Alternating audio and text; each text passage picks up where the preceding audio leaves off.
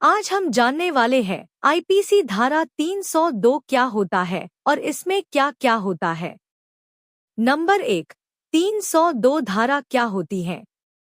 भारतीय दंड संहिता की धारा 302 के अनुसार जो भी कोई किसी व्यक्ति की हत्या करता है तो उसे मृत्यु दंड या आजीवन कारावास और साथ ही आर्थिक दंड से दंडित किया जाएगा। नंबर 2, इसमें क्या सजा होती है। मृत्यु दंड या आजीवन कारावास प्लस आर्थिक दंड। जिसने भी हत्या की है उसे या तो आजीवन कारावास या मृत्यु दंड हत्या की गंभीरता के आधार पर के साथ जुर्माने की सजा दी जाएगी। हत्या से संबंधित मामलों में न्यायालय के लिए विचार का प्राथमिक बिंदु अभियुक्त का इरादा और उद्देश्य है। यही कारण है कि यह महत्वपूर्ण है कि अभियुक्त का उद्देश्य और इरादा इस धारा के तहत मामलों में साबित हो। यह एक गैर जमानती और संज्ञेय अपराध है जो जिला एवं सेशन न्यायाधीश द्वारा विचारणीय है। यह अपराध किसी भी प्रकार से समझौता करने योग्य नहीं है। इसमें मौत की सजा क्या होती है जानते हैं।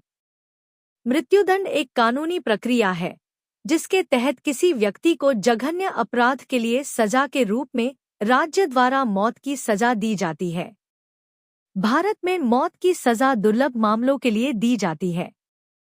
किसी अपराध के लिए दुर्लभतम मामला होने के मानदंड को परिभाषित नहीं किया गया है। एमनेस्टी इंटरनेशनल के आंकड़ों के अनुसार 2007 में कम से कम 100 लोग, 2006 में 40, 2005 में 77, 2002 में 23 और 2001 में 33 लोगों को मौत की सजा दी गई, लेकिन अमल नहीं किया गया। आजीवन कारावास क्या होता है। एकांत, कठोर और सरल कारावास 3 प्रकार के कारावास होते हैं। आजीवन कारावास का मतलब है कि व्यक्ति अपने जीवन काल के लिए कैद कर दिया जाता है। भारतीय दंड संहिता की धारा 53 में यह प्रावधान है कि कुछ प्रकार के दंड हो सकते हैं जहां आजीवन कारावास भी सजा का एक स्वीकृत रूप है। वर्ष 1955 में आजीवन कारावास की सजा को आजीवन कारावास के साथ बदल दिया गया। धारा 302 के अनुसार आजीवन कारावास भी हत्या करने की सजा है। आजीवन कारावास मृत्युदंड की तरह हिंसक सजा नहीं है, लेकिन यह अभी भी आरोपी और समाज को प्रभावित करता है। जुर्माना।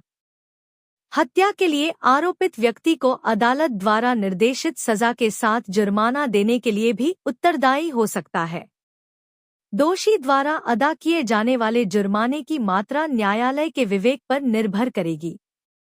अदालत इस बात पर विचार कर सकती है कि हत्या किस तरीके से की गई है और पूरी तरह से दिमाग लगाने के बाद आरोपी द्वारा भुगतान किए जाने वाले जुर्माने की सही राशि का भुगतान करेगा।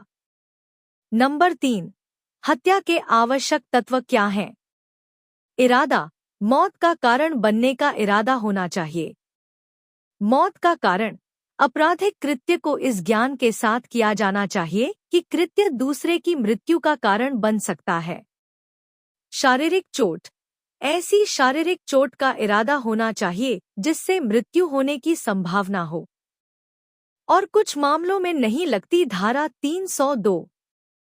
भारतीय दंड संहिता में धारा 302 के कुछ प्रावधान दिए गए हैं और यदि कोई मामला इस धारा के प्रावधानों की सभी शर्तों को पूरा करता है तो ही केवल धारा 302 का प्रयोग किया जा सकता है।